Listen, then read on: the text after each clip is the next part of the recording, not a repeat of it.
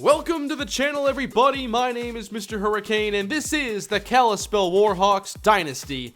And today I'm going to be recapping the latest offseason in the series, which is the fourth offseason we have gone through. We are coming off our second consecutive 10-win season, but we know the team is going to be very different as we transition into the next era of Kalispell football. And that includes a major change at the quarterback position as Marquise Walker has now graduated, and we look to the future with J.R. Battle, a very different quarterback. He's more of a pocket passer, and the offense is going to change as a result. So I'll begin the recap now of the off-season live stream that was streamed last weekend. It's on my channel right now if you want to watch the 2.5-hour version. But the first thing we did was go through bowl results and see how the various bowl games finished out, as Oklahoma is your national champion team heading into the 5th year of the series. The first stage here is coach changes and players leaving, and we had some bad news right away as Jonathan Starks, our defensive coordinator since the beginning of the series, left for a new job. Where did he go? How about the University of Oklahoma? He is now going to be coaching the defense of the team that just won the national championship. So quite a step there for Jonathan Starks in his career, as the new defensive coordinator is Marc Owens, who has nothing unlocked here in his skill tree until he had just the one upgrade off the bat. So that is going to significantly impact the defense that was much improved last year. On the players' side, no surprises, it was just seniors who were graduating. I also had an unlock here for head coach Leon Daniels, as we're going to make pipeline states a bit easier to obtain, only needing 4 players per state. Beginning last season, I kept roster spots available for potential transfers, but nobody requested a transfer this year to Kalispell. We also had nobody drafted, not Calvin Rowe, not Otis Frazier. Kalispell is still waiting on their first ever draft pick. There weren't many players from our conference drafted overall, but here's the situation at Oklahoma, as a major core of their roster is now going pro. So on to off-season recruiting now, the final chance to upgrade this recruiting class, which was ranked second worst heading into the off-season. It was headlined though by a promising quarterback, Justin Colbert, a 3-star prospect from Polson, Montana, who is another pocket passer that we're going to have behind J.R. Battle. We also had a tight end, Oscar Williams, guard Mike Hill, a few linebackers, Titus Graves, Mark Campbell, and my favorite Xavier Bozeman, who has a lot of potential moving forward, Rashawn Phillips, the backup quarterback to Justin Colbert at Polson, and Oscar Bryant, who could be a very good corner down the line. So I wanted to make sure we get some impact players to finish off this class. James Hampton was the best player on the board. Junior college transfer, elite skills at corner, and a tremendous athlete. I had to put most of our points here into getting James Hampton. I also wanted to increase our pass rush depth. We had a battle here against Colorado for Chad Moore, and then the kicking situation had to be addressed with only Jeff Childs on the roster, and in a battle against Georgia, I had to put a lot of points into Steve Kendrick. For cornerback Jordan Murphy, it looked pretty one-sided. I just wanted to make sure we could finish off that battle. Wide receiver Freddie Kimbrough, a 5-star prospect. After scouting, I did not believe he was a 5. I called him a 3-star during the live stream. I wanted to finish that one. And then my favorite running back left available was Kyle Thomas, who offers a bit more speed than most of our running backs have. He's 5'10", 170, and a 4-star player. I also wanted to bring in Corey Gibbons. Great size, athleticism, he can hit. He was the kind of player I wanted to develop for this defense. Then I went through and just adjusted things a little bit. I wanted to really focus on getting the top 2 players on the board, Hampton and Moore. And I really did not want to miss out on getting a great kicker like Steve Kendrick. So there weren't a lot of players I focused on. It was pretty tight here, a lot more concentrated than I normally handle off-season recruiting. So on to signing day, you never know what's going to happen here. We've seen some surprises already in this series, what with Rashad Williams becoming a Warhawk. So here are the results. Many players did not choose a school at all. Now you see we got Chad Moore there. We missed out on Jordan Murphy though. We get Kyle Thomas, missed out on Mike Collins, missed out on players I didn't even try to get here. But we did get James Hampton and Freddie Kimbrough. Both good additions for our recruiting class, but this was not as complete as I hoped it would be. We had a 10,000 point lead for Steve Kendrick, and he did not pick a school at all. We also could not get Corey Gibbons, who I thought would have been a tremendous building block for the defense. Here are some big names on the board. Taquan Layton ended up choosing FSU in a tight battle against FIU. Kyle Thomas commits to Kalispell. Jordan Murphy, we had a nice lead for him, but Georgia got very aggressive on that last stage. We ended up with the 68th recruiting class, which is right in the middle of things, so an average class for us. Here's how it looks at the end of the day, as we do get our first ever 5-star commit. But we also got a walk-on punter, Lorenzo Bell. He's got a strong leg, and that's going to make him Kalispell's kicker moving forward. So all in all, it was definitely one of the weaker recruiting classes in this series, and we have to do a better job moving forward of addressing the offensive line and getting in some of these battles a bit sooner in the season. I need to find players like Corey Gibbons earlier on so we can put more points and time into these players and get some visits going so that we don't have players who aren't even making decisions but could have been really valuable members of the team. So just one athlete here to assign a position, and it's going to be James Hampton playing cornerback with that size, athleticism, and those high cover ratings. I also had to figure out what we were going to do at strong safety, and I moved Glenn Hayes there because I had to get just some strong safeties at that position. I moved Lorenzo Bell to kicker, of course, and we had 3 walk-on strong safeties, so I had to move some players around so I didn't have to keep a lot of low-rated safeties on the roster. And strong safety was a bit of a mess here, but you'll see that I ended up moving Kelly John Charles here. I did have Jay Page there, but moved him back, and you'll kind of see how that plays out later. I also moved Bo Lee to fullback, as I just don't see him having a tremendous future at quarterback, but as a fullback, he might be able to hold on to that roster spot. So now for the training results. Who got better and how much? Roscoe Sheridan tops the charts here with an 87 overall. I had to put Jay Page's awareness back up at free safety because I moved him around and that messed up his awareness rating, so he's actually the highest rated player on the team. Anyway, we had to look at these quarterbacks. JR Battle now 86 throw power, 89 throw accuracy, and these are his receivers. Sonny Archer the highest overall, Ja'Cory Day behind him. And this year we have a dynamic playmaker ready to unleash. It's Lamar Williams, who was redshirted last season. Tremendous size and speed. He is a vertical threat. On the offensive line, I was hoping for some big improvements. Didn't get any major outstanding improvements, but right now we have an offensive line with no seniors, so these players are going to develop, but it might be tough this year behind an inexperienced line that has a lot of overalls in the low 70s. That interior is going to be a work in progress. Defensively, I'm really excited about some of our front 7 players. Elgin McCormick, Jared Merritt was maybe the Warhawks' most improved player last season, and he could be in for an even bigger junior campaign. Last year, we finally got better at pressuring the quarterback, and our 3 best pass rushers all returned this season: Howell, McCormick, and Merritt. Eugene Howell is now an 83 overall as a redshirt senior, and he should be able to again lead the middle of that defensive line. At the linebacker position, there are 4 players I'd love to play quite a lot. TJ Strong is maybe the best of the bunch now, as he has developed very nicely. Great in coverage, no real holes in his game. Malcolm Neal is projected to take over at middle linebacker for Zach Flowers. And then we have James Watson, now a senior in the series. He was part of the first recruiting class. And of course, Quentin Dunn, who's a great line of scrimmage defender and is a pretty versatile player. In the secondary, Chris Smith will likely be our #1 cornerback. He got a great boost this offseason into 91-man coverage, 88 zone.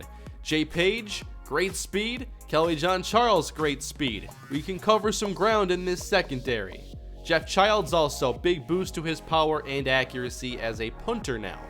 So you see a lot of key seniors now in this season. I'll have to go back and count all the seniors we have starting this year.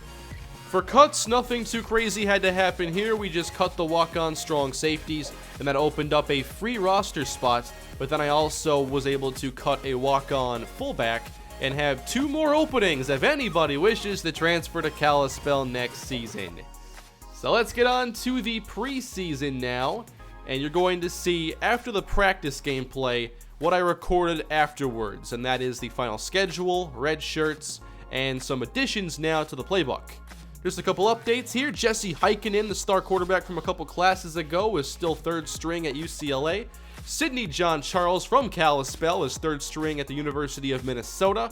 Brock Oxendine transferred from Washington to Wyoming, and he is now their best defensive tackle. We'll see him late in the season. At FSU, Taquan Layton is listed 4th on the depth chart. It might be a while before he gets to see the field. And at the University of Miami, Sharquez Towns had some play as a freshman. He'll get a little bit more, I think, this year as a sophomore. I did do a little bit of editing to appearances with the equipment and the numbers for various players, and that's kind of an ongoing process as I continue to figure out what I want for each player. But let's go into some practice highlights now and just talk a little bit about this team heading into the 5th season of play. Obviously, you're not going to see a lot of this season. J.R. Battle is not an option quarterback, and that means things are going to change here for Kalispell in Season 5. I've talked a lot so far about the scheme change that's going to happen, and I definitely want to emphasize the deep pass in this offense this year.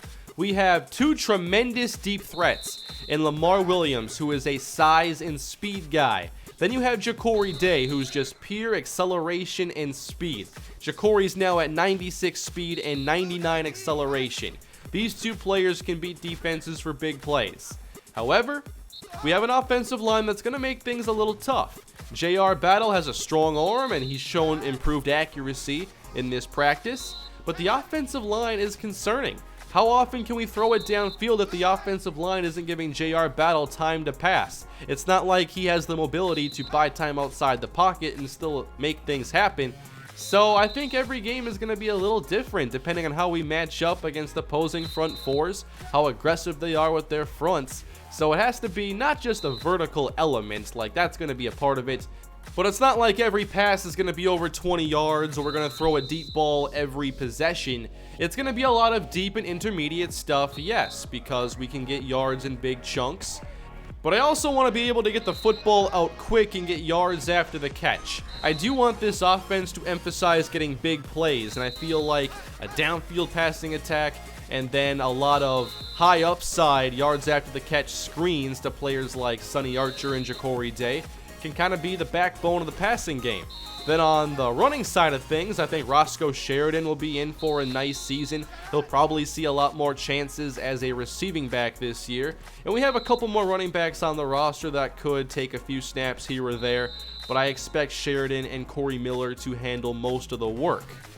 I do want to consistently send receivers downfield, and that may take some rotation, but I want to send receivers downfield to try and open up the underneath as well. And that's where I think Roscoe Sheridan could have some big plays if he gets the right one-on-one matchups. I can do this more so now because those players that are running deep are still in the play. J.R. Battle can find them downfield. Now here in the gameplay, you're seeing me focus on some young players we haven't seen a lot of so far. Freddie Kimbrough was definitely impressive in the practice, but so was James Hampton. His cover skills look spectacular covering Lamar Williams, who has one of the highest route running abilities on the team. We also see Donnie Castillo back as the #1 tight end after the graduation of Rashad Williams. J.R. Battle was accurate for the most part, did have some misses here and there, but that's going to happen. Lamar Williams, a lot of ups and downs for him. Didn't win a lot of these contested battles the way I would like him to, so I'm not sure if we're going to use him as much of a physical threat or if it's just going to be about getting him downfield into some open space. Here is another example of the interior offensive line causing a lot of problems. It's something I have to manage this entire season.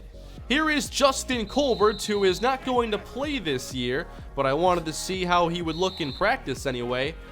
Definitely has a strong arm, accuracy not quite as good as J.R. Battle.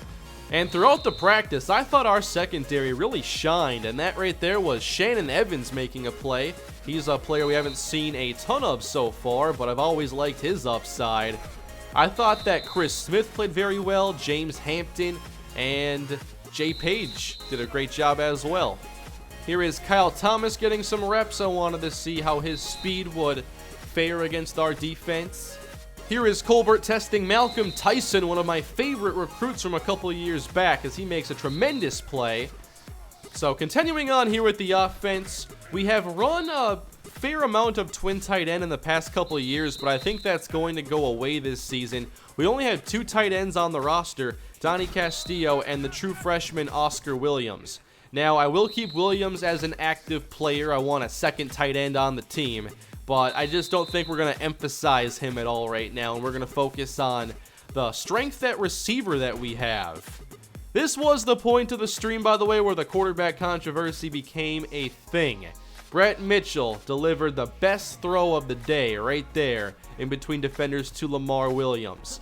Mitchell has mobility, he can run some option stuff and get outside the pocket, and he threw the ball very well in this practice. He was really impressive. Many think that he should be the starting quarterback of the team right now.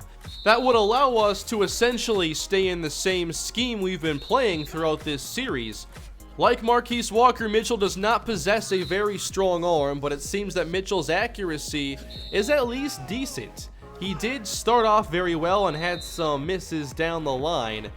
And while impressive, I am still going to stick with J.R. Battle. I think he's improved very well as a passer, and I think that he is the best quarterback for helping us maximize what our receivers bring to the table. We have a lot of talent there, and I don't want to waste it with the years we have with players like Ja'Cory Day and Lamar Williams.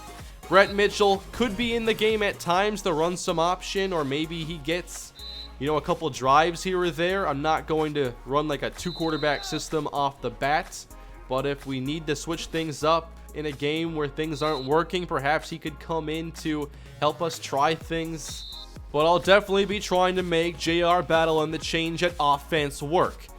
On the defensive side, haven't talked a whole lot about that. I am confident in our front 7 as we are returning all but one starter there, and that is Zach Flowers. I'm hoping the loss of Jonathan Starks does not impact us too much.